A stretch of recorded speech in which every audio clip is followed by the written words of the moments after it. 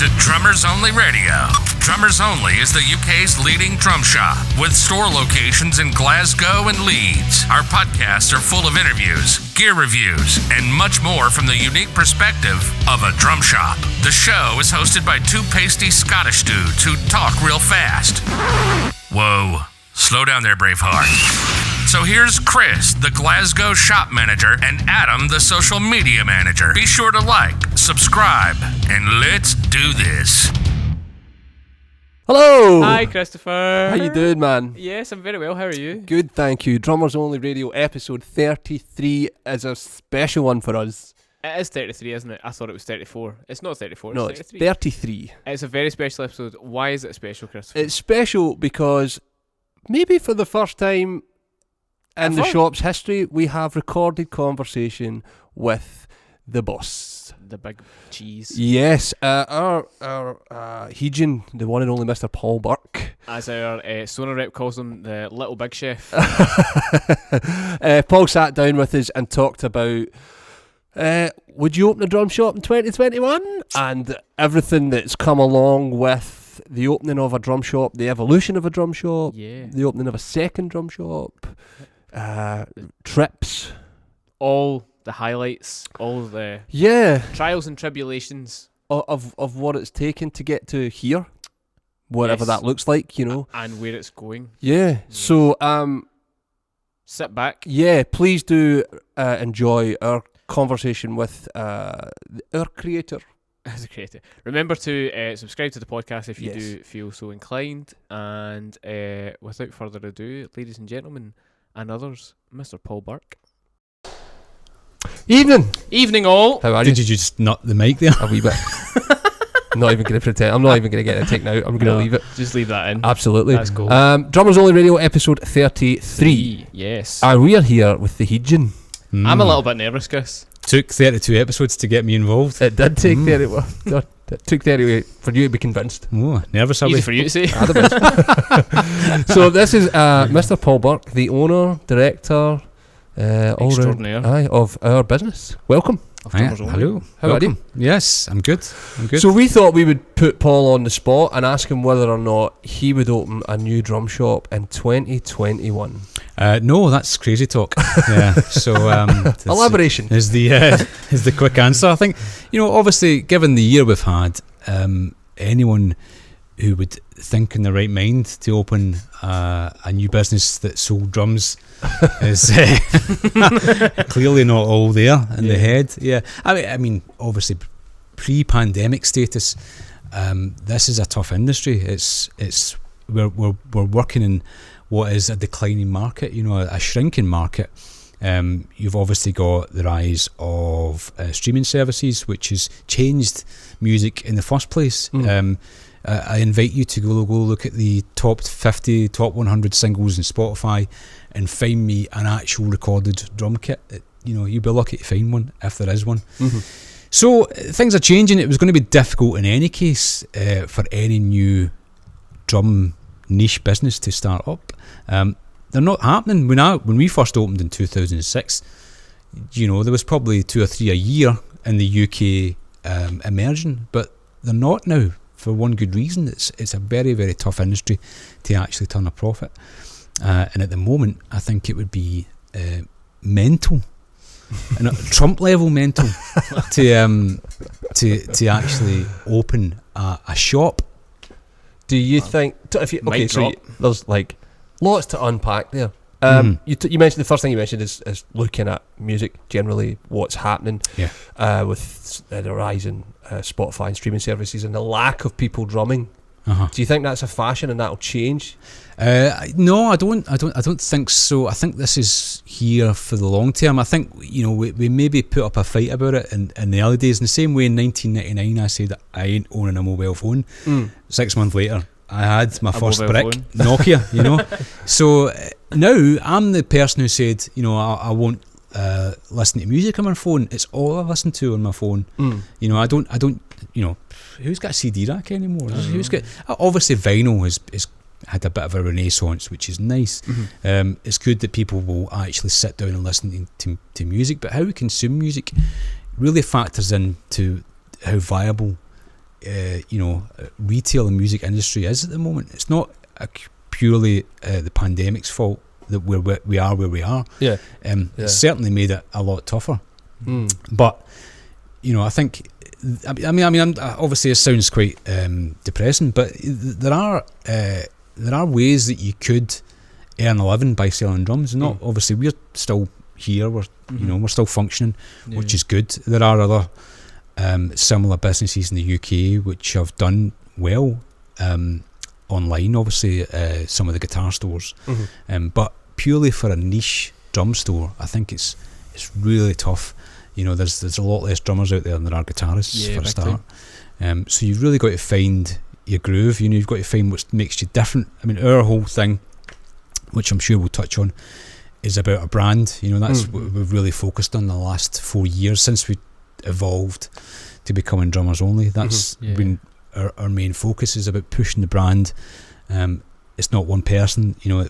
Certainly that identity now spreads across 2 different countries, which has given it a new flavour as well. So it's not just about opening up the shop and putting some prices on drum kits anymore. So you kind of touched on it there, but just how important is the brand to a drum shop? I think at the moment it's huge. I mean, if anyone thought that they could, if they had a bit of money to spare and they thought, I could open a drum shop, I think if you went at it and looked at the market and said, right, okay, here's what's lacking. I mean, 14 years ago when we opened then Rhythm Bass, I looked at actually a very saturated market in terms of where we're at today. I looked at, certainly in Glasgow, there was 4 other places where you could buy a drum kit, and I was like, okay, I really think I can make a difference here and offer something a bit different to what's already there. So we looked at trying to have a store where people could come and have a coffee and a sit. You remember we put the couches and the table right at the front of the shop. Absolutely. And we also wanted teaching to be part of it as well. We had a drum teacher from day one. So we looked at the competitors, and they weren't really offering that to any great degree. So we felt that's what made us different, and it even extends to where we're at now. It's like what we do online with Adam and the social media is drastically different to other stores. I don't know any other drum stores that put as much hard work and time into that side of it, and it's noticeable, despite what despite what some people think about how we grow our social media. It's organic, and it's hard work that gets us to that point. But the thing about, I mean, we wanted to kind of call this podcast about how do we run a successful drum shop. We've never, that for me, that's something I would never think about, because I've never found us as being a success. It's always a case of you're only as good as your last day's sales, and in retail, that's the the cut of it. It's brutal at times. You can have a great week and think fantastic. On to next week, or it could be the end of the month, and you're basking in that end of month payday where people have bought new drums, and then you can have an absolute shocker, and you feel as though you're back to square one, and that's just retail for you. I mean, in some respects, we are maybe luckier than other retail establishments where we have things that we can do that they can't. We can do things like pre-owned gear, and we can make the customer experience is slightly different, because we're not selling t-shirts. We're selling something that means a wee bit more to people. And that's actually one of it's a shame about this year with the pandemic, is that I think back to early January, that this year I really wanted to focus on that customer experience. I've just realised that we're getting filmed, so I can do that bunny ears thing, customer experience, and we haven't been able to do that because obviously for large parts of this year there's just been us in the store. I mean, it's been pretty alien this year that we've only had one clinic. Usually we would have at least 5 or 6. Yeah, that was a super spreader, that clinic. That was nailed it. Right before lockdown. Yes. Of course, again, that's been a big part of what drum stores do well, and not just us. I mean, historically, niche drum stores have done events in a way that no other MI store does. Guitar stores don't hire out the Mitchell Theatre. That concept to them is nuts. Totally. So that's something that we would do. Drum shops would do in general, and we haven't been able to do it this year. Unfortunately, very strange. So, how do you evolve it then when you're hamstrung? You know, we've been sort of our hands tied behind our back. We can't maybe do things the way. I think that's one of the good things about it is we're not a big business. We're at a small level where we can change direction pretty quickly. I mean, one of the first things you started to concentrate on in the lockdown months ago was these lessons, and we got everyone involved in that early on. We did the lockdown lessons. For once you were actually able to have some time to work on editing these videos, and you weren't getting called away to bring a delivery in, stuff that wasn't actually your role. No, totally, yeah. So that was the good thing about it. You've got to think differently, and okay, what can we offer? And from that side of it, it was a digital difference. We got time to work on the website. We got time to look at social media and work on and certainly stick to what we did well. Just all the positives kind of you need to focus on that. Of course, but I mean, within all that, there's plenty of things that we're still trying to improve on. I mean, selling drums online it's not easy. They're an absolute, if I may use the term, bollock to ship. They're big, they're cumbersome. The reason why multi-music stores don't really get involved in drums that much. So we're always looking to ways that we can improve that experience. I mean, if the customer experience is now a digital one, how can we make that better? I mean, just think about even when the shop opened, that wasn't available. That wasn't even a thing, May 2006. Oh, was it not really? No, there was no Facebook. When we first opened, we had a holding page. That was the website. That was it. It was just a case of we're open these days. Phone us in this number, and you would come in the morning and turn the till on and turn the computer on, look at a couple of emails, and that was you wait for people to walk in the door. That sounds mental. It's now, literally stand behind the counter for the day. It's a very different environment now. Very different landscape. So which is fortunate for us, because can you imagine being hit by a pandemic when you can't do all this digital content? It would have been a very, very bleak summer, I mean, it's as I say, it's part of the world we live in now. We can't escape it. But we've got to, obviously it brings a downside as well. You've never been more visible in terms of product price, what's in stock, what's not in stock, and especially you look at reviews and how people can instantly just trash your business if you've had an issue with you. So that's another side of it, customer service. I think if you do go on our socials or go on our Google reviews, we do try make an effort to step up in that side of it, and I think that's another thing. But I think it's the least you should expect from a retailer these days. Let's not pat ourselves in the back here. It's just is the least thing we should be doing.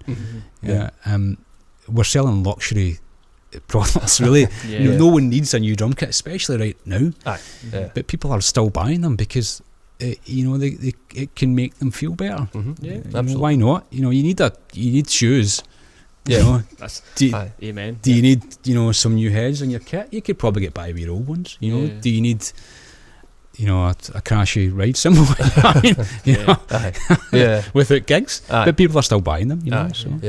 So you kind of touched on it there when you said, when you first opened the shop, things like Facebook and things weren't available. MySpace. That's right. Wow. Tom. Mine Tom. Everybody's pal. Everyone's pal Tom. Totally. I mean, I mean, when we just cut you off there, but on the MySpace thing, we set that. I mean, I set that up. I think was it you that set it up? God, I can't remember. I mean, you joined us about a year after we'd opened. 3 months. Was it? I joined in the July. But you were just. I was working on a Sunday. I was teaching on a Sunday for a while, and then I can't remember when I actually started fully working because I was working elsewhere.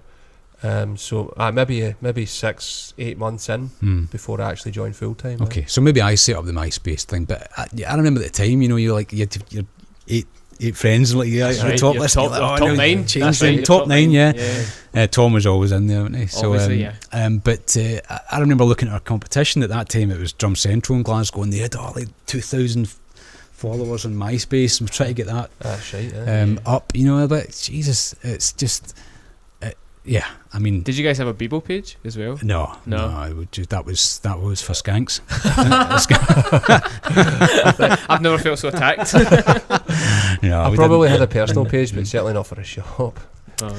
No, I think once Facebook became so prevalent in the kind of late that period, 2008, 2009, that was when it really started to, and it obviously at that point it was all organic.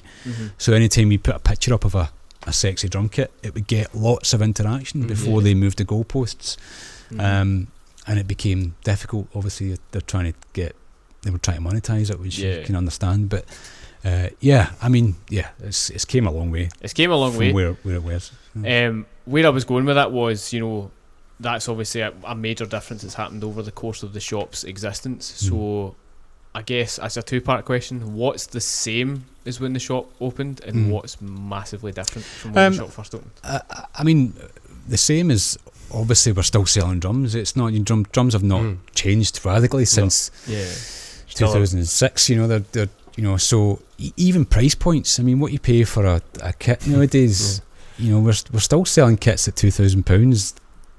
Back then, which not really that much difference in quality. No. So I guess we probably sell a lot more at that price point than we did then. But I think you're right.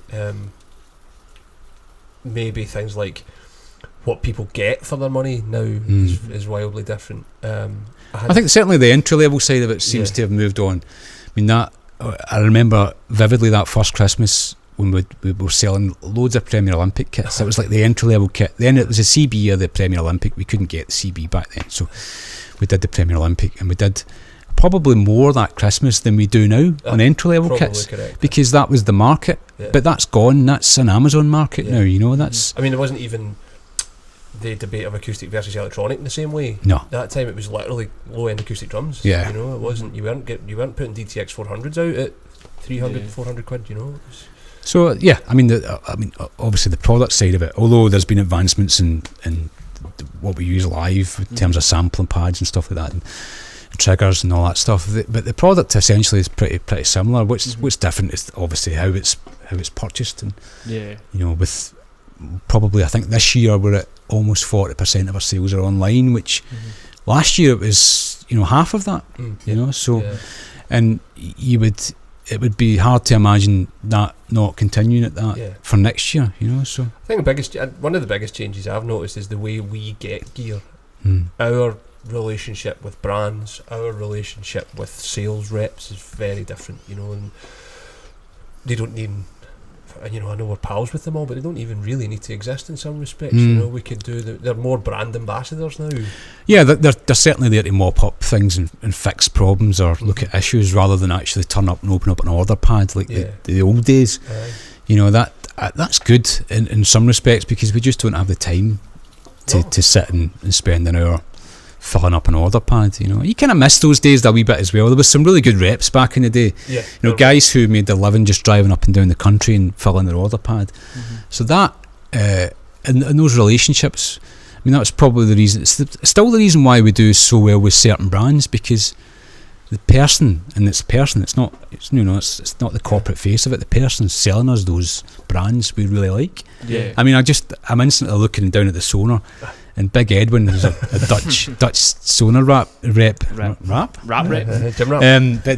he is it's like the typical big laid back Dutch dude. He's and obviously we're big Sonar fans. You guys both play Sonar. I went to the factory, and that's a real part of it as well. But I mean, if he was a douchebag, we wouldn't be doing that well with Sonar. No, correct. So that still exists. The brands that we do really well with, there's good people behind the scenes. So that's still quite prevalent as well, I would say. Just when you're kind of talking about that, about going to the Sonar factory, obviously in the nice tenure, nice segue. Do you like that there? I've been paying attention in social media school.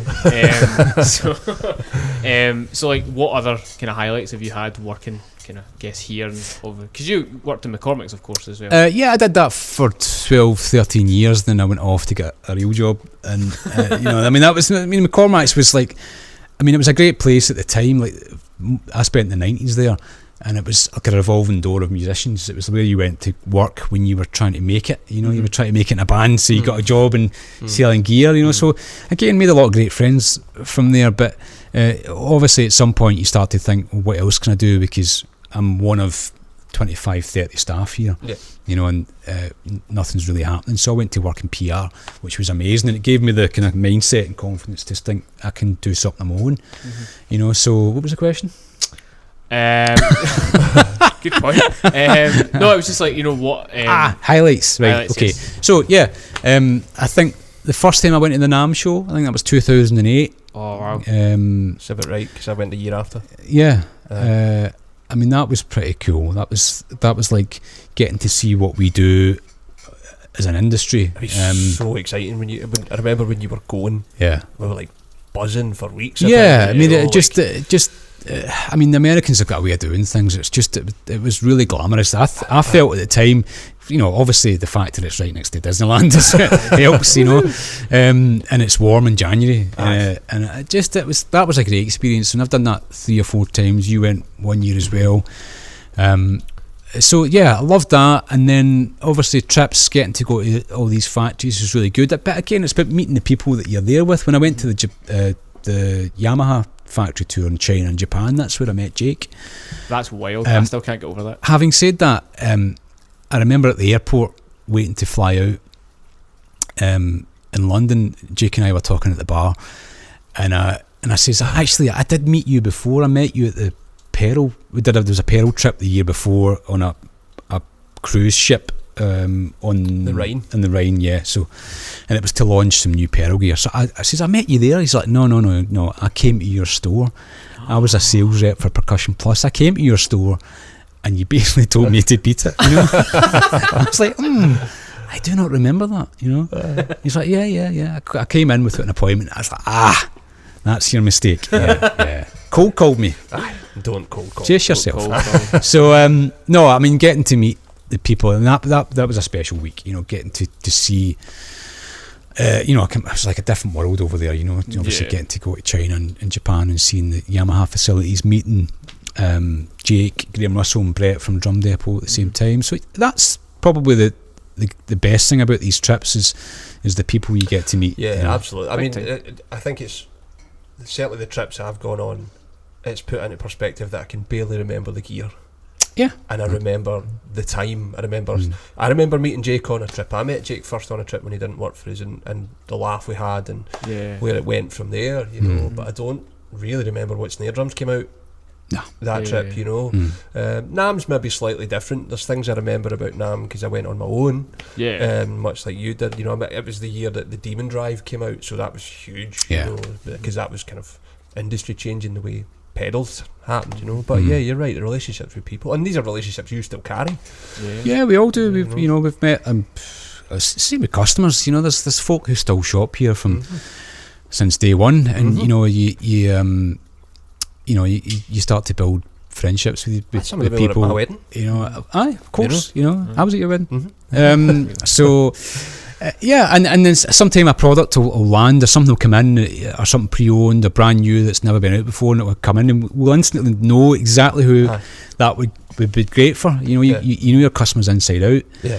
And the guys in Leeds are starting to see that now. They've been opened a year and a half now, so they're starting to get those relationships locally, and you can't get that from a digital experience. You know, you can't get that from just going on. I just use the term Amazon. You know, they obviously massive company, and they do, you know, trillions of business, obviously, but you can't get that, you know, down to earth customer experience that we build relationships with. Yeah, absolutely. From that, you know, well, so that was one of the things when I first came aboard that you really kind of wanted me to kind of focus on, is making that kind of experience not just in store, but just every kind of aspect of us, you know, is present. You know, like whenever our socials goes out, it feels like it's natural because it came from us. You know. Yeah. That's why we don't outsource these things. So unboxing videos that we do, where we talk to people on the internet. Yeah. Live, we do it. We've been doing it every week. Yeah. Live even videos, the way we changed that, you know. It's trying to evolve. You know, I mean, we're not creating anything new here. It's just it's obviously we get a lot of you know, we get a lot of great feedback about what we do on socials, but we're also looking out with our industry and saying, oh, these guys are doing this great, you know, like, can we try a bit of that as well, you know. So there's a tendency to think, we're doing great here, and that's when you're going to start sucking the next day. So we're always looking to see how we can evolve and do things better. But I think at the moment just being open is good enough. It's who knows what. But if someone's watching this podcast in 6 months' time and everything's back to normal, then great. But certainly I don't think things are going to be the same in many respects. I mean, we're talking about NAMM there, but next year's the Winter NAMM show is going to be digital. Will that show continue now in that format? Thousands of people getting together under the convention centre. The drum side of it certainly has been dying for years because the internet. Yeah. So the guitar side of it's always been massive, but drums seems to get scaled back each year. A lot of the things that are released at NAMM are in stock in the UK before NAMM even happens. Yeah. You know what I mean? So that side of it will probably change. But there's nothing. I mean, we talked about streaming as well, but what we've found, which I wasn't expecting, was during this lockdown period, because obviously our main concern in April was that a lot of our best customers were gigging musicians. They were out playing clubs and weddings and bars every week. If they had no income, how were we going to sell anything? So I was surprised and a bit delighted to see that we had so many hobbyists. So many people who played the instrument for the sake of just playing the instrument. In the same way you would pick up a guitar and just play. It never occurred to me that as many folk would have that for drums sitting in their house. And then you think, Jesus, what an idiot. Of course they do. Why did we not think about that so much in the first place? Because we've never had to. Yeah, in the same way, we've never been forced to. Yeah, because we've always had the people coming into the store who were, I'm playing tonight, I need this, I need that. Once that tap was turned off, it was like, okay, what do we do? But people were still buying. So that's been good, and I think that's always going to be there, whether gigs are there or not, whether bands are playing live, whether drums are being recorded in a studio or are being programmed. That's still going to be there. It's been a fascinating time. What kind of lessons have you learned over the course? Because it's been a long time we've been doing this now. Do you know what? I actually don't regret anything. We've had a lot of staff come and go over the years, and I think you can just look at everything that's happened as, okay, you take that on board and you can use it as a lesson. We've done a lot of cool stuff. We've moved location in Glasgow, we've opened in Leeds, obviously. That was almost a year ago, can you believe it? Yeah, I know. So moved, So I mean, I don't look back and think, I wish we'd done that. Definitely, I wish we'd done that. I think where we are right now is really, really good. We've got a really good team working here. We've all got our own. I'm going to do bunny ears again. We've all got our own skill sets. We've all got our own unique way of looking at things, and that kind of all marries together. None of us are the same, and that's what's good. And certainly having the Leeds guys on board now is a different dynamic to it, and that's what I like. I like that. I mean, I got quite excited about bringing you on board, Adam. Because that was a side of that we'd never really looked at seriously. I mean, back before you came on board, people would say, "Oh, your social media is great," and I would be like, "That's me dicking about. That's not. There's nothing special about that, And that's just me." I mean, I did 99% of it, and you jumped in now and again. So when I saw yours, I was like, holy shit, this guy's the real deal. And you were like, yeah, I'm just promoting myself, I'm like, really? It was only like down the line that I found out you had a real job, you know what I mean? You actually smoke mirrors, kept that quiet. That's what I'm all about. So no, that's been that side of it, and I feel a wee bit, obviously because of the way things have been, where I haven't seen as many people in the door. That's been a bit of a drawback, because I love seeing someone come in and I think, Jesus, you'd be a great fit in here, and sometimes it's worked out differently, but that side of it is been a bit of a drawback, not having people and not having that kind of, they would bring something really different to the store. Well, do you know, it's funny you say that, because from a customer coming into it, it doesn't feel any different. Like it's not been like you guys have put on a front because I was a customer, and then all of a sudden it's just like, zoom, like, all right, okay, this is how we actually are. I know, it's been the same dynamic the whole time, which is really great. It's just, you don't try and be something that you aren't. Yeah, fuck, I mean, it's so easy to spot fake, isn't it? Exactly, especially even on Facebook and all that stuff. We're all used to seeing it. So I mean, certain retailers are obviously just employing a team to do that, you know, and you still feel as though it's remote from the actual staff that work on the sales floor. So I think you're getting an authentic insight into what we do through our socials. You know? I think customers would call us out as well. I think the majority of people that shop here would know, like you say, would spot fake. They would either vote with their feet and just not come here, or you would actually get chinned on the floor, you know. Yeah, but I mean, we're not for everyone. No. You know, that there will be customers that will probably, you know, don't want to shop here for whatever reason. We're not, you can't please everyone, you know, that's the thing. I've probably learned that over the years.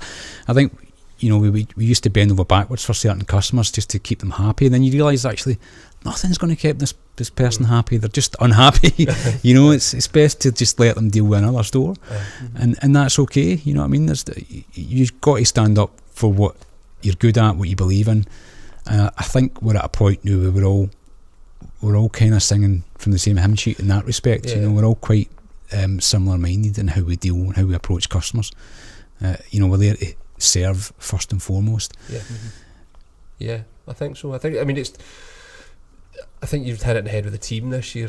I think it's finally clicked into where it should be, hopefully. Like you say, because everyone has a different skill set. There aren't two people the same, you know, which means that everybody's experience coming in the door or online or on the phone will be positive, you know, rather than, you know, not positive. Yeah. You know?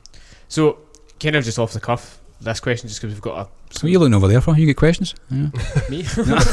Oh, wait, I just look around. You're looking there, I'm going, tick. Evidence, I was just looking behind you because we've got loads of obviously amazing drums in right now. So again, this is a kind of a question to you as well, Chris. You know, you guys have seen loads of incredible drums over the years. Have you got like favourites that you have seen come in and out of the shop? Oh, good question. Straight away, I'm thinking back to the 40th anniversary DW kit that we got on. You remember that? The River Oak one? No, that was after that. No, this was the one that was a kind of a...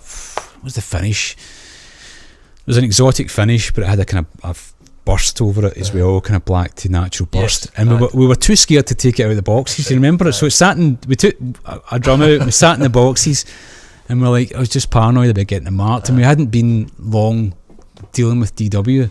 So that I remember straight away. But that's a brand that I remember we couldn't stock it for the first 3-4 years of being open. Oh, really? Yeah, because back then it was like there was a hierarchy of how it worked in the UK in terms of dealership. You know, if you were the new guys like we were, you had to wait your turn. You know, someone to drop out. So we got that turn, and it was just fantastic. It was a brand that I'd been to the factory. I'd just always wanted to stock it. Did you own a DW kit as well? Yeah.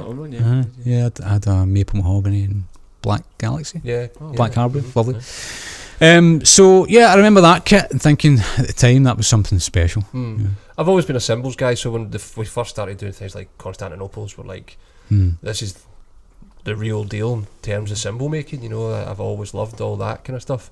And anything like anniversary super special that comes out, I bought a Yamaha. I remember the day I bought a Yamaha 36.5 40th anniversary brass snare that I still have. I used that in the recording last year. Loved it. I remember, I can remember things like our sales rep opening the catalogue to see it. It was back before anything was digital. He would bring a catalogue round. Let's temper this with there's been some awful dog shit over the years. I remember the year that Sabian thought in their wisdom to put cymbals in the fucking ground. You know, that's right, man. What was that all about? I'm sorry for swearing, but that's what was that called again? I don't know. And I remember the video they put out of them picking them up and hitting them and just looking. You might not be aware of this, but they buried cymbals in the ground, ride cymbals, for 9 months. 100 artisans over a Canadian winter. Because apparently the old myth was that old jazz drummers used to bury their cymbals at the back. There's a story after that as well. Do you remember we were a few years ago we were working with Rock Radio when they were in Time. So yeah, we did a lot of radio advertising when we first started to get ourselves known. So we had one of those cymbals. Sabian 100. One of 100, yeah. Sabian had gave us one. And it came in a wooden crate, like something out of Indiana Jones, you know what I mean? Like, you open it up, you turn into ghosts. It came into it, yeah, it had anyway. Still mock it, you know. Still disgusting, Yeah, so I wasn't caked in mud, you know. It just looked a bit dirty, you know. It's a bit grubby, as if somebody traded in a 40-year-old ride symbol, you know. So yeah, we got one off Sabian, and we were going to put it up somewhere and display it, and then our rock radio rep at the time, Angela's like, well, you know what would be cool? We'd get that signed. How about we buy it off you? Or, you know, I was like, no, we'll give you it. So we'll put it up in the rock radio studios, and we'll get every band that comes through, does a gig or comes in the studio, we'll get them to sign it. So the first time we took it out, there was a gig in the garage. I'm really trying to remember the band. Duff McKagan's band. Was it? I'm sure. I distinctly remember Duff McKagan's band being a thing. It wasn't the Alter Bridge, wasn't it? There was a band, an American band, coming through the garage, and you know, we wanted to get the drummer to put a little signature in it. So we took it to the gig. About 5 pints later, I'm in a dressing room with this band that I can't remember, and Angela's like, oh, get a drummer to sign it. I was like, oh yeah, I've got it here. Take it out of the bag, gave it to her. She's like, I'll go and get the drummer to sign it. And about 10 minutes passed, and I kind of forgotten about it. And she brings it back, and the whole band had signed it. There wasn't a space left on this symbol. I was like, okay, that's you can keep that. Just frame that. So yeah, I mean, there's been the odd thing come out, and you're like, oh, geez, really, you know? It's been some, but in the main, it's all been pretty awesome and sellable stuff. Yeah, you know, I think it's a different scenario now where most companies, you know, there's a bit of R&D goes on for a couple of years before the product gets actually launched. I mean, you'll think of the EAD10. Yeah. I mean, we've heard the stories about how much testing went on and how big the racks were to accommodate all these things that went into a small box. 2.5 years. So I think there's less products coming out which are a bit of a punt, you know, like give this a test to market, you know. It seems to be a lot more thought out these days. Yeah, and I think what sort of customers might not know is that sometimes, unfortunately, where we're placed in the market, on the global market, it doesn't really matter. You know, products aren't necessarily for the UK. You know, they might be for America more than anywhere else, you know, and that's why weird and wonderful stuff comes out, you know. Ludwig did great stuff with like all the copper phonic drums they brought out, and that stuff started. I thought they were great, you know, all that kind of stuff, you know. Yeah, it was interesting for me when I first started here, because I'd heard of Sonar, but I'd never really kind of knew about all the ins and outs you could get into, especially with SQ2, you know. So like seeing SQ2 drums for the first time, like, it's just I remember when we first started getting SQ2, as customer kits would come in like 8, 10, 12, 30, 40, 60, 22. You know. We were lucky to have a visit back in the day when we were still rhythm bass from Karl-Heinz Menzel. Karl-Heinz was the MD of Sonar at the time, so we got a bit of a tip-off that he was going to be in Glasgow. I don't know why he was in Glasgow, but I think he came over to visit some UK dealers. He was going to come and see us, which was great, you know, but at the time we hadn't been doing Sonar that long. And came to the store, it was like, okay, and he was wanting to do something that night in Glasgow, so you know what's coming.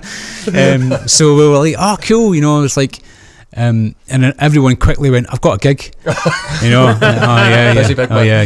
But different if he was offering you tickets to go and see a band. Okay, I've got a gig. I'm like, oh, okay, so it's me, and you know, he's a lovely guy. I've met him a few times, really nice guy, but I didn't fancy phoning my wife and just say, like, I can't come out. I can't come home tonight because I'm going out with some random German guy.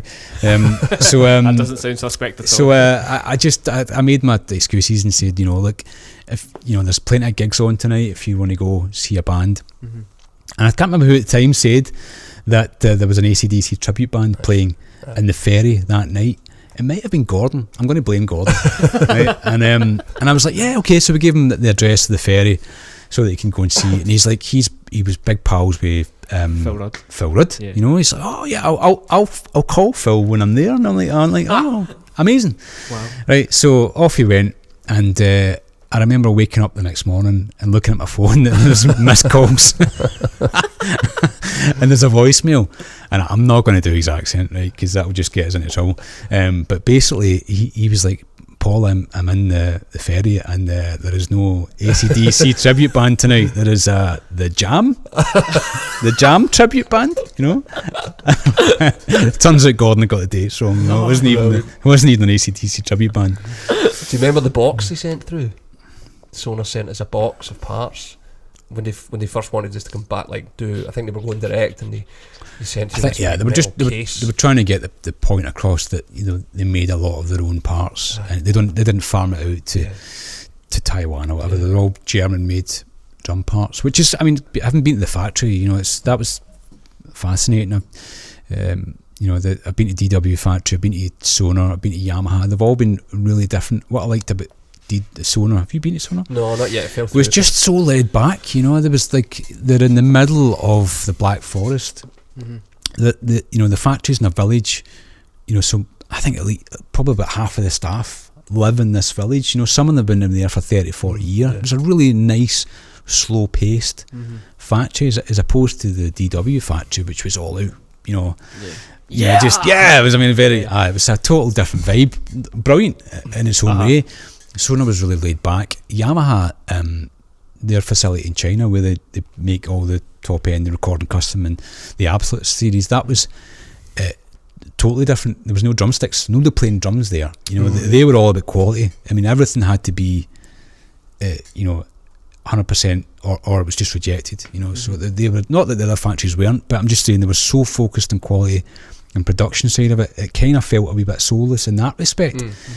But what would you rather have? A drum kit that came out of factory and guys were playing it all day and having a laugh, or obviously something that was absolutely perfect. So great to see these memories and things you learn at these factories really enhance the brands that we sell. Our Yamaha business has been going up every year since, so. And it's even things that you learned, like the product information that you brought back from some of these places was stuff you would find. When a customer comes in and shows any interest in any of that brand, I'm like, okay, wait till you hear it. I'll tell you all about it. Buckle in. Strap in. I'll get you a coffee. You wait to hear this. Bore the shit out of them about UV finishing on it. That's part of the game, and it's amazing. I love all that shit. And you just won't find that reading the catalogue, and that's when people know what you're talking about. Well, that for me, obviously I'm not on the floor anywhere near as much as I used to be, and that that's your thing, and that for me has been great to release all that. But that's what I loved, when people come in and they didn't really know what they were looking for. They knew kind of, we didn't even talk budget. We just talked about what do you see yourself playing? What can you imagine? Think about it and steering them down that road of getting them something totally unique that they hadn't even thought about. And that was for me something I really enjoyed. As far as matching a customer to a product, serving.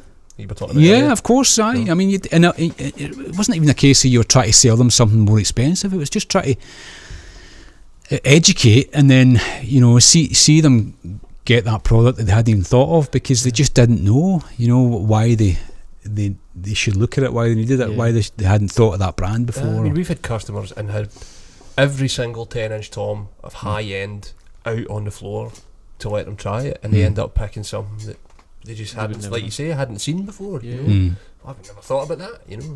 Great. I felt the same. I know I'm talking about myself a lot here, but I felt the same when I played Sonar. I would never envisioned myself buying a Sonar kit until I actually heard it and then played it myself. When you first started here, you were all about your I was all about your breakbeats and what was the other thing? I just 16-inch bass drum or nothing or bust. So it's I get what you're saying as well about when you went to the Sonar factory and how it's all it's very laid back, because I felt the exact same thing with the Mino factory. It's definitely got a German way of life. Well, do you know they do a lot of things right, the Germans, and that's making great product is one of them. But Mino's, there's a lot of kind of correlation between Mino and certainly social media. Their socials, that's where they really became so strong in the last few years. Their output on those channels is phenomenal, and it's something that we are kind of striving to emulate in a way, and is to make good, consistent content, and that's what it is. It's just it's all content at the end of the day, and brand awareness, and I think that's probably the thing that will help position us, as opposed to other stores. Other stores who do great business, and it's not about being the biggest of the best or anything like that. It's about finding what we do well and sticking to it, and that will get us through On that note. I just had one more question. Oh, okay. So you've got a pedal snare drum, is that right? That's got your name. Yeah. Okay. What's the story behind that? So 1996. Were you born in 96? What's the deal? 93. Oh wow. So I Okay. was 3 years So old. back when you were 3, Peril brought out a 50th anniversary one-piece maple snare. Do you remember it? Yeah. It was a black lacquered shell, 14 by 5.5. It had gold-plated tube lugs. It had single flange hoops. claw hoops. No. Yeah, lovely. But they had done a promotion that year as their 50th anniversary. They were going to take a bunch of dealers in the UK over to see the factory and then spend some time in Hong Kong. You know, money was a wash back then. It wasn't. Nobody was worried about marketing budgets and all that then. So I worked in McCormack's at the time, and to get this prize, it wasn't based upon who did the most Peril. It was based upon who showed the most percentage increase that year in Peril. So working in McCormack's, we had Peril, we had Premier, we had Yamaha, Tama, we had all the brands in stock. You know, of course, I just had Peril blinkers on from that point on. Someone came in, I'm looking for a boom stand. Ah, yeah, okay, there's a Peril one. You know, I'm looking for some sticks. Peril are good sticks, you know. So I need a kit for my son to export. It was just, I was just laser focused on getting to the Far East, because the year before that I'd been to the Sabin factory. The year before that I'd been to the Zildjian factory. I was the factory guy, you know. I was responsible for the majority of the sales in that drum department. Then I actually loved working there, you know. I loved, you got a bit of autonomy in that, the drum department being in the basement, because you were out the way, you know. Nobody was really thinking about focus on what we were doing, but we, you know, me and Andy, the guy who worked with me at the time, we just loved drums, we loved selling, and we met a lot of great folk back then. I diverse.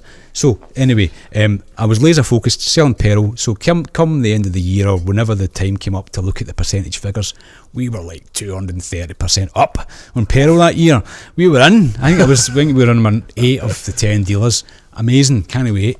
And then one of the McCormack's, one of the family members who owned the store, informed me that I had actually been on 2 trips the 2 years previous to that, you know.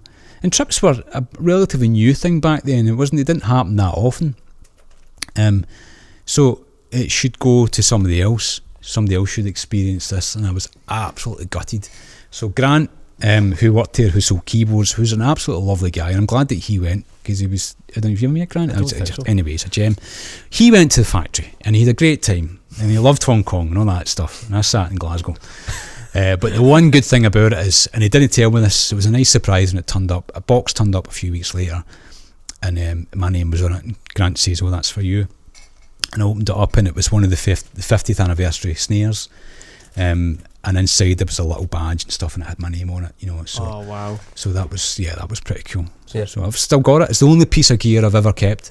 You know, working in drums since the age of 16, I've been really blasé about gear. You know, got this 1 minute, get rid of it, get something different. You know, so I was never precious about gear. In the same way, guys come in and go, "I've had the same kit since I was 12," or, you know, "I'll never part with this." I'm like, yeah, whatever, just get rid of it and try something different. Never had that. But this snare, obviously it's got my name inside it, so it's never going to go. Anyway, so and I still use it. I've used it in loads of recordings and gigs and stuff. Yeah, because I've said, like, whenever you would do the occasional gig photo, you know, it would always be like, It's my only decent piece of gear, that's why. It's the only thing I actually own. It's quite interesting, because you see, like, usually, like, you'll see, like, just insert a drum kit here, but you'll always see that snare there. And I always thought that's what's been great about that, though, actually, is it's educated us in here, because you've taken stuff out. I'm all about the education. Absolutely. You've taken stuff out that we would have been maybe not too fussed about, you know, like, we just grab a Peisty ride and you know, play that for them. By the way, this is great, you know, there's a customer for this. You know, I think actually that one of the things about gear is that some of the low end stuff, I mean, I gigged a Peril Decade for a couple of years there, and I just took it out with Emperors on it. I think it was at G2s, can't remember. It sounded amazing. You know, I think there's obviously a snobbery about low end gear, but some of that stuff can sound amazing with good heads on it. But then there's also a snobbery about people using high-end gear for relatively lower-paying gigs. If they want to do that, that's amazing. Good, go for it. You know, it doesn't matter. There's no kit is too good to take out in a gig. No kit's too maybe there are kits too bad to take out. I'm not sure you would play the Hydro with a Tornado. You know what I mean? But challenge accepted. Anywho, that never worried me, and there's some good gear at that price point, which sounds amazing. Cool. I don't know why I went all American. I have no idea what your last question was, but that was it. I've really enjoyed this, guys. It's been fantastic. It's been great. It's only taken you 32 attempts to get involved. You know what they say? 33 the best. I thought you felt like you were going to say something there. Probably been an in-joke that no one out there would have got. Right, where can you find us? Take us home. You can find us obviously in physical locations, Glasgow and Leeds, Drummers Only. We are on Instagram, Facebook and Twitter at Drummers Only UK. Maybe you want to ask Paul a question, expand upon it. The only thing you haven't asked me, which I thought would be first and foremost in this carry on, would be why did we change the name? Well, I mean, have you covered that already? No, but I think I made the assumption that people knew. Right. But if they don't, well, that's the thing about it. We're still finding customers who'd never heard of us before. That's right. Okay, so why did you change the name? Right, obviously we opened as Rhythm Bass back in 06 OG. And you know, at the time there was another store in Glasgow, really successful store. So we didn't want to have drum in the title. You know, so I thought if we call it Rhythm Bass, it opened it up to doing other instruments through time. I thought, you know, you never know, we could do guitars or even bass guitars, whatever. You know, we had strings for a while. Yeah, so you know, I didn't want to close it off to just being drums. You know, obviously progressed to the point where you think, well, you know, I can barely do drums well. Never mind anything else. So yeah, we stuck with drums, obviously. And then it became quite obvious that there was a few issues with the word rhythm. Namely, there's no vowels in rhythm, you know, which is an issue when it comes to spelling it. Yes, for the majority of the Western population, apparently. Yeah, even in the industry we worked in, people spelled it wrong. No one searches for rhythm.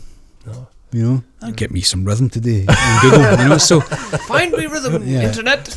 We realised that as well. Put a hash brown on it. Send it to the internet. So that was an issue. And then I think through time it just started to realise that it just wasn't who we were. You know, I think after about 6 or 7 years, you know, we just thought we need a bit of a fresh change here. You know, none of us were that happy. I looked at different logos and stuff, and just nothing about it was really.